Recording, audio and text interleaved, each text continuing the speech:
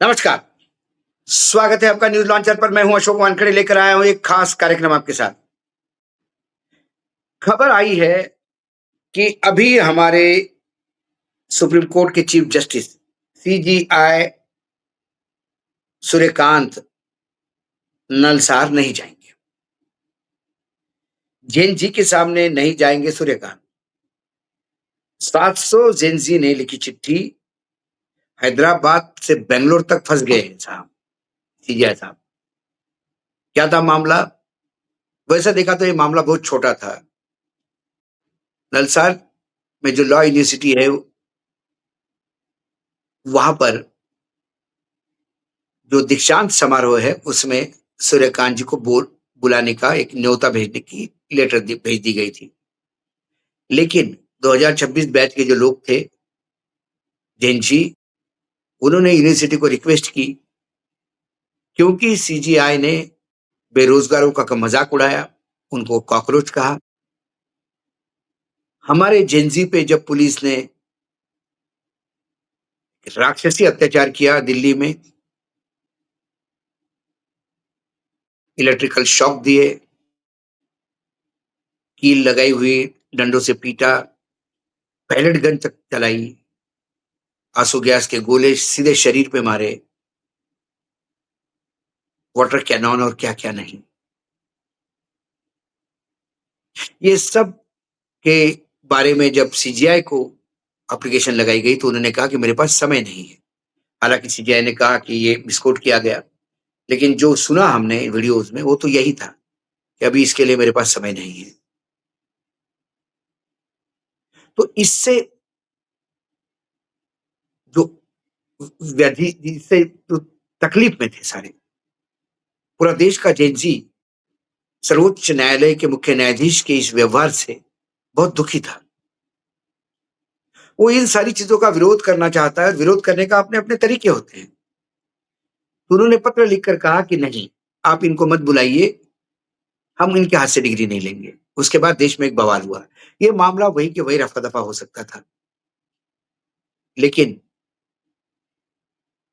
शायद सूर्यकांत जी को भी मजे आ रहे होंगे, मामला खींच गया। मैं शायद कहता हूं, मैंने कह नहीं रहा हूं कि आए होंगे करके। ये मामला खींचता गया। जो बात आज वो कह रहे हैं कि उसी दिन कहते तो शायद मामला आगे बढ़ता ही नहीं। फिर मिश्रा जी आ गए बीच में। उन्होंने बार एसोसिएशन, उन्होंने एक अपना ऑर्डर निकाला। उसके खिलाफ झिंझी ने रास्ते पे उतरने की धमकी दी। वो ऑर्डर विड्रॉ हो गया। एक सप्ताह तक ये छिछा लेदर चलती रही। अंत में सीजीआई ने कहा कि मुझे तो वहां जाना ही नहीं था।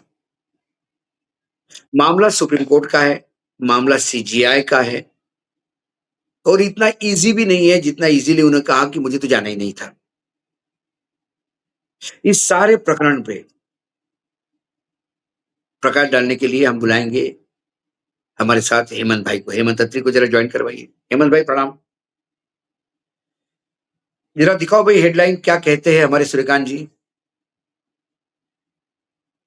सीजीआई सूर्यकांत नलसार नहीं जाएंगे, कहा निमंत्रण कभी स्वीकार ही नहीं किया। बेंगलोर में भी विरोध। नलसार का नियंत्रण कभी स्वीकार ही नहीं किया, सीजीआई सूर्यकांत बोले। दीक्षांत समारोह में जाने का सवाल ही नहीं उठता। ये फोटोग्राफ के साथ है। नलसार का निमंत्रण कभी स्वीकार नहीं किया, सूर्यकांत बोले। वही नवभारत टाइम्स की हेडलाइन रिपीट है। ये उनका फोटोग्राफ है। कई बार कुछ हेडलाइन फोटोग्राफ के साथ अच्छी दिखती है, और फोटोग्राफ सजेस्टिव हो तो और समझने में जल्दी हो जाता है। सूर्यकांत जी वैसे उसी प्रदेश से आते हैं जिस प्रदेश से हमारे हेमंत भाई आते हैं, तो शायद हम लोगों से ज्यादा अच्छी तरह जानते हैं उनको। क्यों ये इशू बना और क्यों उसकी परिणति अब इस लेवल तक आ गई है कि उन्हें कहना पड़ रहा है कि मैं तो जाना ही नहीं चाहता था। क्या था इसके पीछे? कुछ छुपा हुआ एजेंडा था इसके पीछे, कुछ एक फिर से जेएनजी को तोड़ने का एक प्रयास था। कई प्रश्न है मन में, वो सारे प्रश्न को लेके आपके दरबार में हाजिर हूँ। जवाब आपसे। अशोक जी नमस्कार, आपको सारे दर्शक साथियों को भी। देखिए, एक होती है desperate attempt to control the damage already done.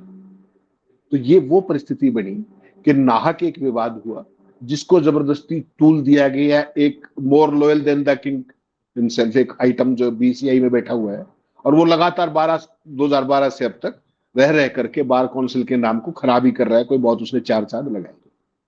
Basically हुआ क्या था कि जो नालसार यूनिवर्सिटी है हैदराबाद में देश के टॉप लॉ स्कूल्स में से एक है, आपको पता है। ऐसे ही बेंगलोर की एनएलएसआईयू वो भी एक ऐसा जो नेशनल लेवल पे बड़े नाम है। यहां पर एक परंपरा के मुताबिक जो चीफ जस्टिस ऑफ इंडिया होते हैं उनको अगस्त के एंड में या सितंबर के फर्स्ट हाफ में एक उनकी जो एनुअल कन्वोकेशन होती है उसमें आमंत्रित किया जाता है और बच्चों को डिग्रियां बांटते हैं, डिग्रियां मेडल्स जो भी चीजें होती है कन्वोकेशन। तो नालसार यूनिवर्सिटी ने यह बिल्कुल स्पष्ट किया कि हमने चीफ जस्टिस को अपनी परंपरा के मुताबिक इनवाइट किया था। ठीक, जैसे ही उन बच्चों को पता लगा, वहां के नालसार के बच्चों को, हैदराबाद के बच्चों को, वहां पर बड़ी संख्या में सीजीआई सूर्यकांत का विरोध शुरू हो गया बच्चों को पता लगते।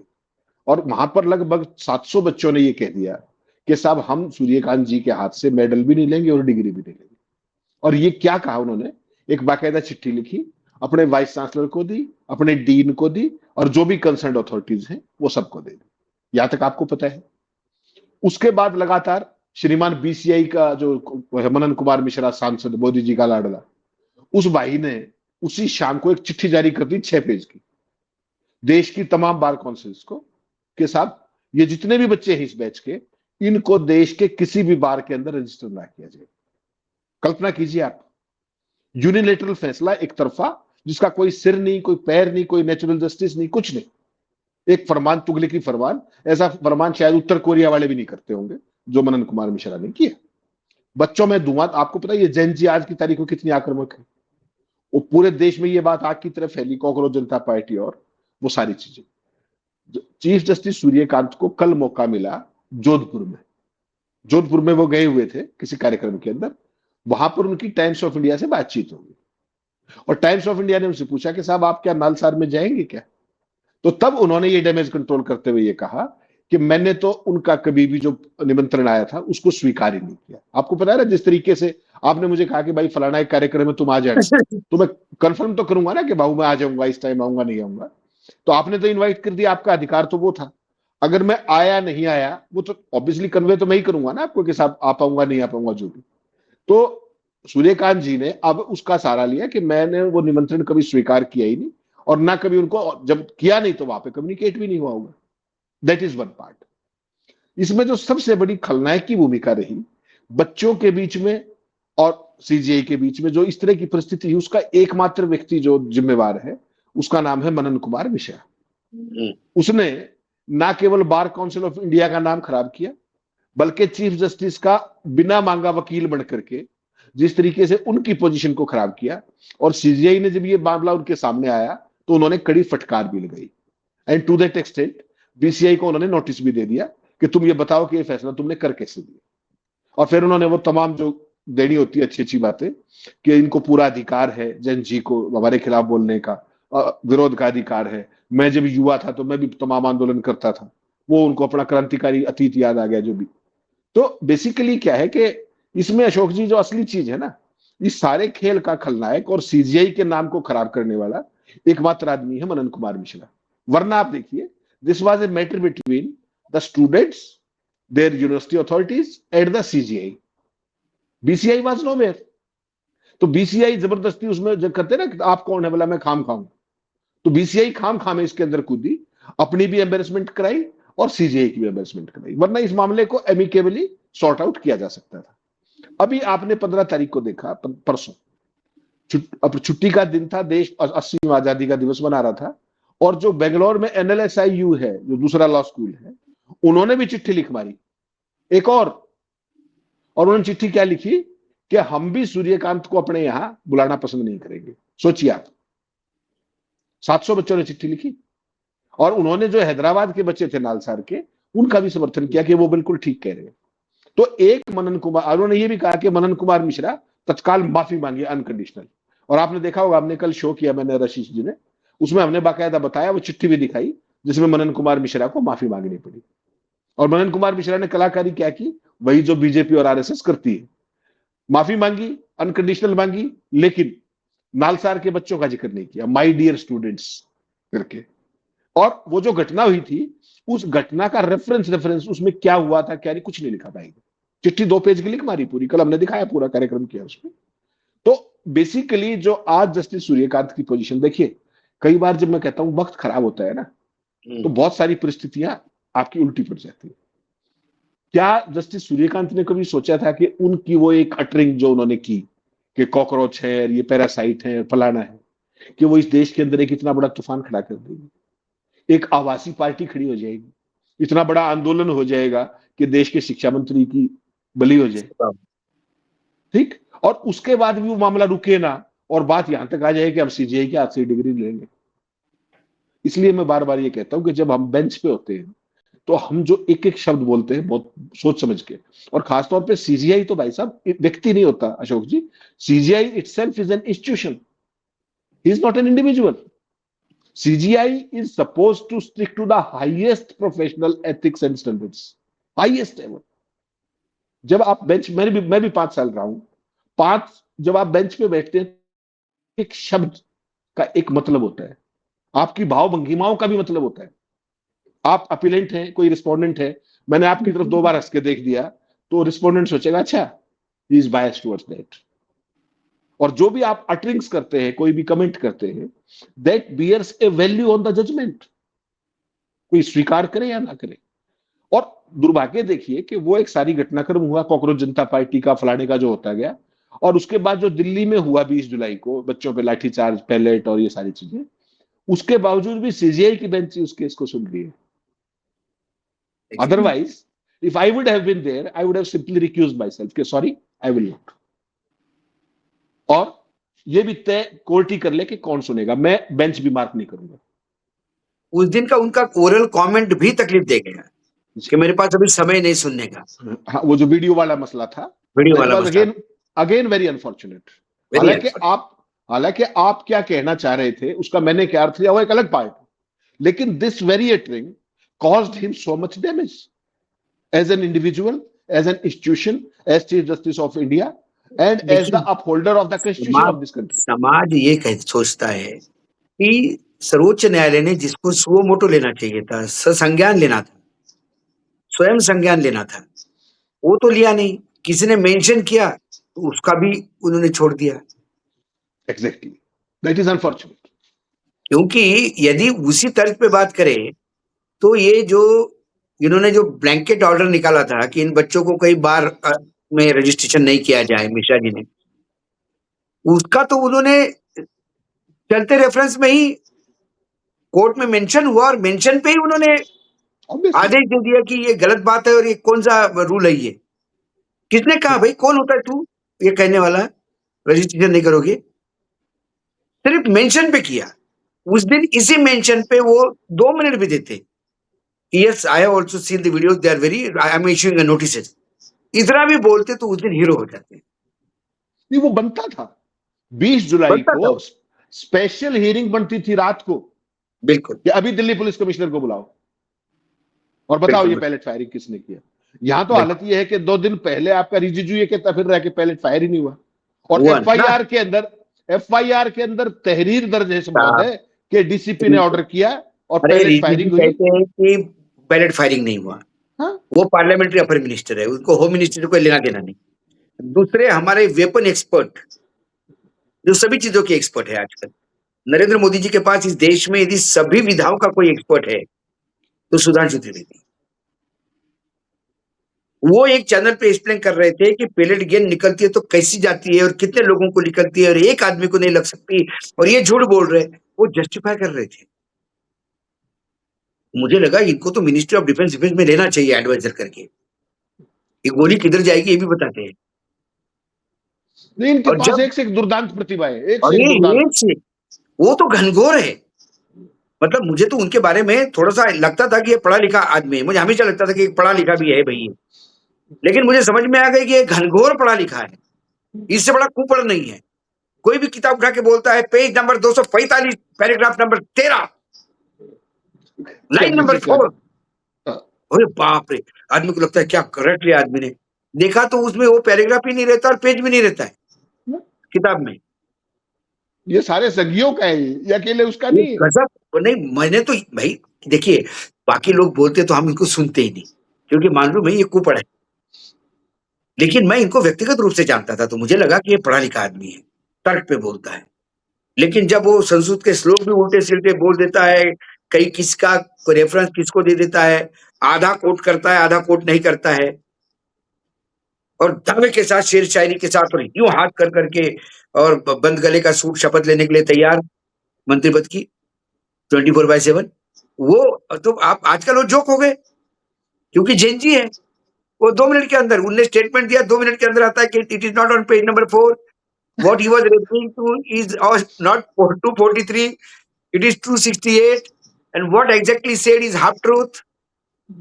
What Jawaharlal उल्ट Nehru said is this, para quote unquote.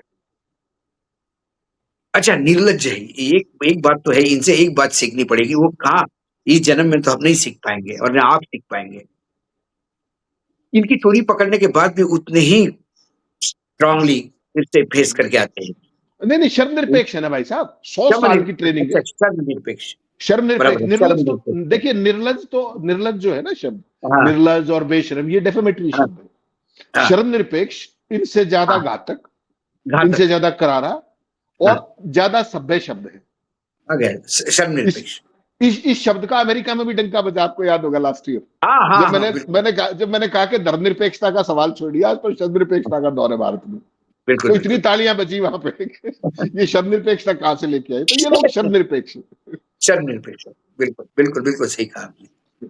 शर्म और तो लज्जा निरपेक्ष लोग है और, ये। और, और उसमें सबसे बड़ी बात ये कि बेइज्जती जो है ना, ये हाँ, बेइज्जती से भी ऊपर उठे हुए लोग हैं। बेइज्जती क्या होती है? हुँ, बेइज्जती एक फीलिंग होती है, अब इन्होंने हो उस फीलिंग को भी पार पा लिया।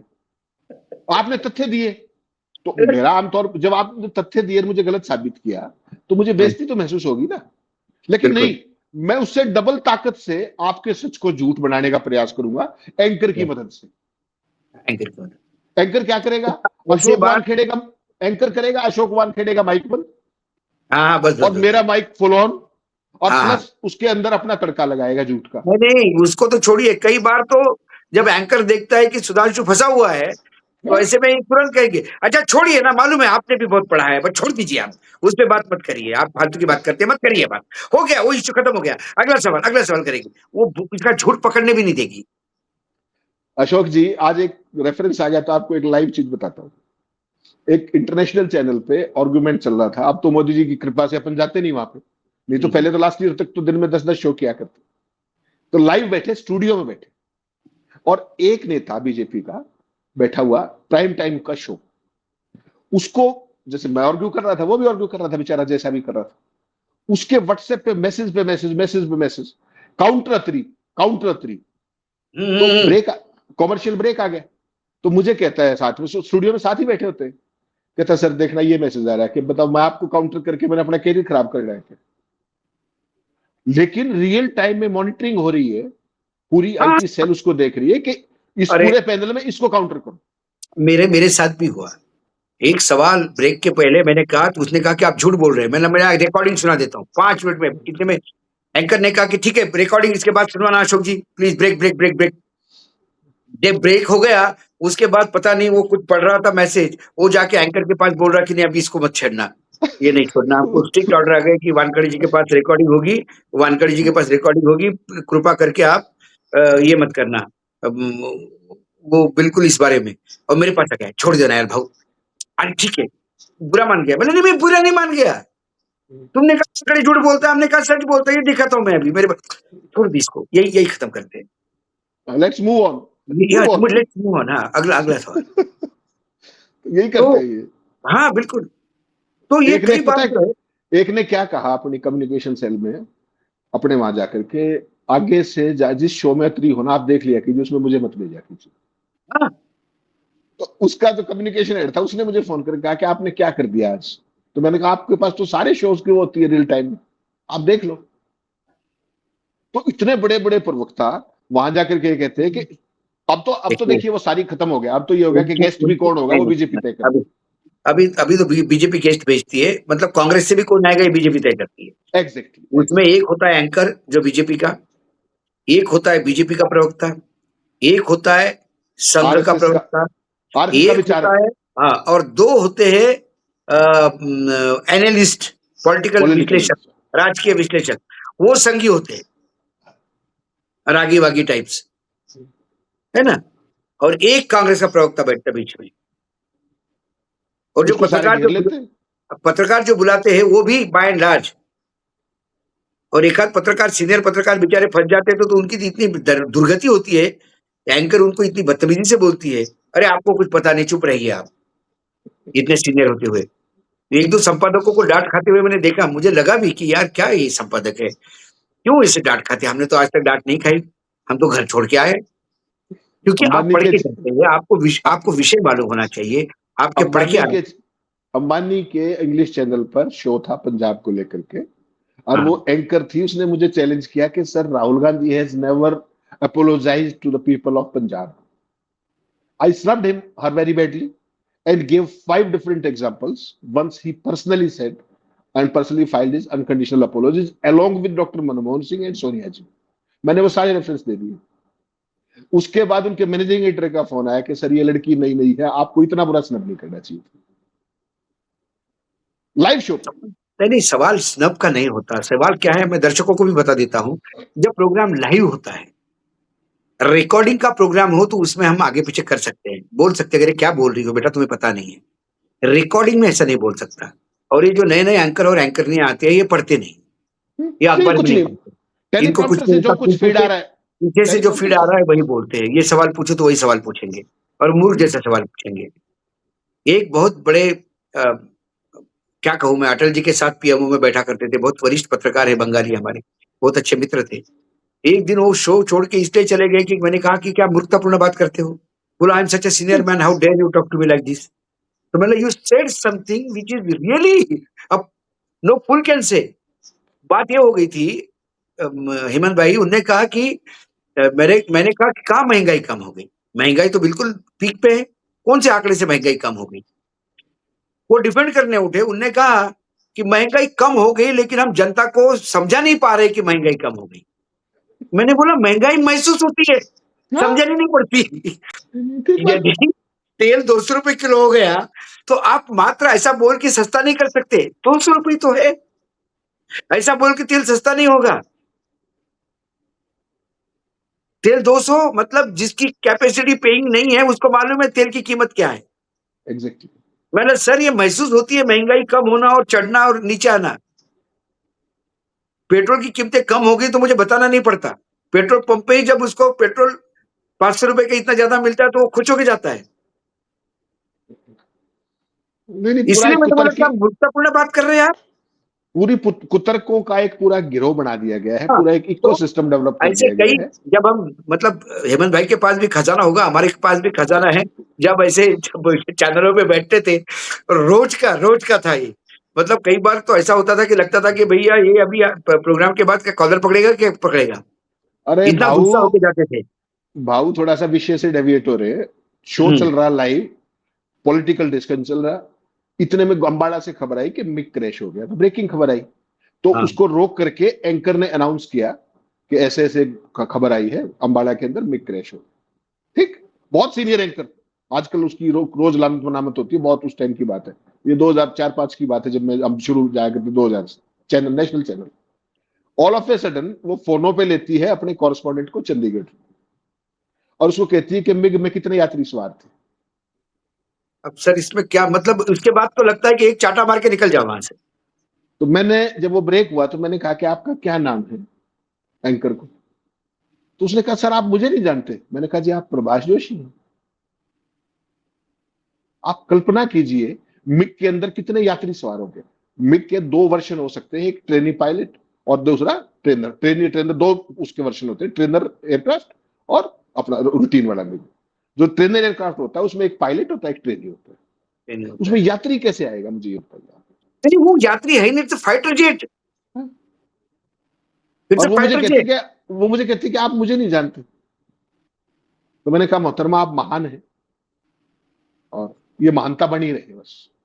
नहीं, इनका तो जोक वही है ना, एक जॉनी लीवर का जोक था कि एक जो प्लेन था, एक कब्रिस्तान पे गिर गया और खबर आ रही थी कि प्लेन में 20 लोग सवार थे, लेकिन अभी तक 150 लाशें मिल गई। ये कब्रिस्तान ही खोद डाला उनने।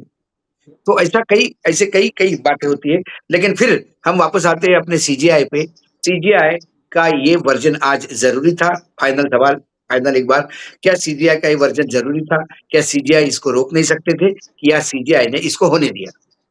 नहीं बाबू देखिए, ये सारी चीजें ना एक प्लानिंग के तहत होती है। आप इतने पुराने आदमी सारी चीजों को समझते हैं। जब एक सिचुएशन एम्बेरसमेंट की स्टेज को क्रॉस कर जाए, तो फिर आप एक डेस्परेट अटेम्प्ट करते हैं डैमेज कंट्रोल करने का और अपनी साख को बचाए रखने का, आपकी विश्वसनीयता को बचाए रखने का। वैसे प्रधान जो चीफ जस्टिस है, वो बेंच पे बैठ के तो इस तरह की बात करेगा नहीं, तो वो क्या करेगा?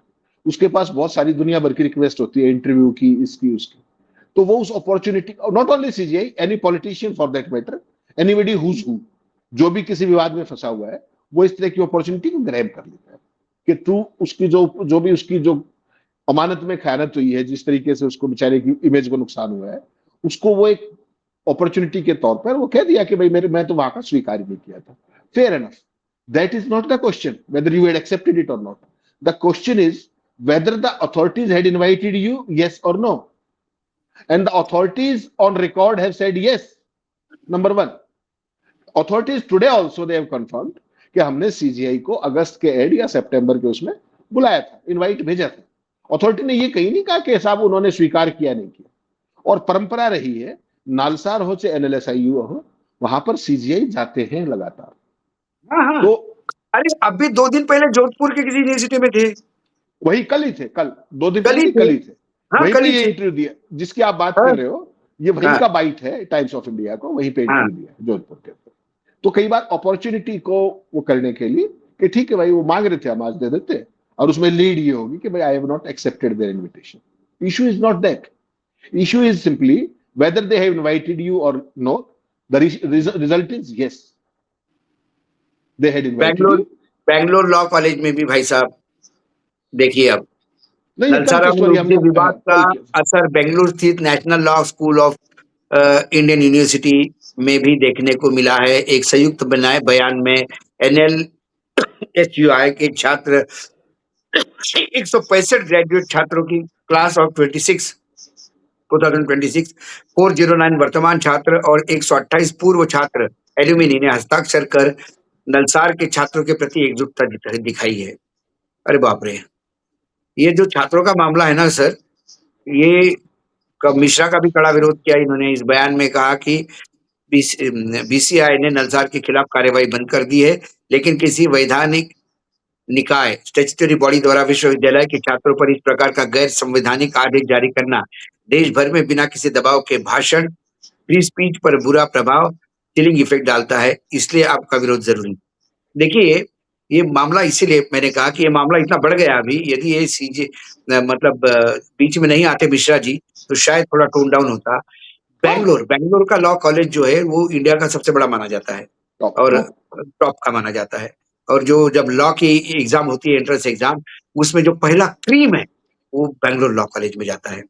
तो बैंगलोर लॉ कॉलेज के एलुमिनी, बैंगलोर लॉ कॉलेज के प्रेजेंट छात्र और 2026 के बैच के छात्र, आउटगोइंग छात्र, इन सभी ने फिर एक बार हैदराबाद की यूनिवर्सिटी के साथ अपने आप को जोड़ते हुए इसका विरोध किया कि मिश्रा जी ने जो किया वो बिल्कुल असंवैधानिक था और इसका विरोध किया जाना चाहिए।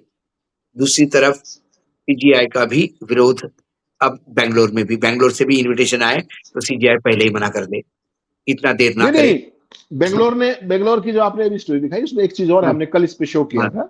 हाँ। एनएलएसयूआई ने कहा है कि नॉट ओनली सूर्यकांत, मनन कुमार मिश्रा का भी विरोध है विरोध है आज उसमें दिया ना, कि अभी हमने पढ़ा। उन्होंने कहा कि एक संवैधानिक स्टैट्यूटरी बॉडी के लोग कैसे ऐसे असंवैधानिक काम कर सकते हैं।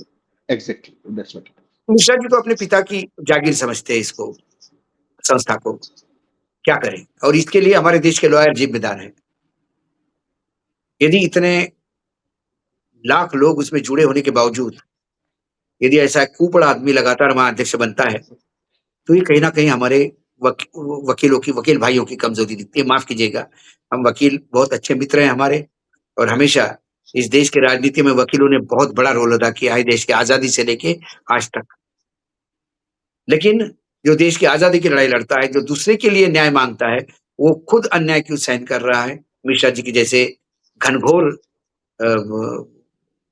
मतलब क्या है, शब्द नहीं मेरे पास, जिसके दिमाग के ऊपर ही सिर्फ गोबर ही भरा हो, ऐसे व्यक्ति को कैसे अध्यक्ष के रूप में झेल रहे हैं 2012 से? सवाल वो है।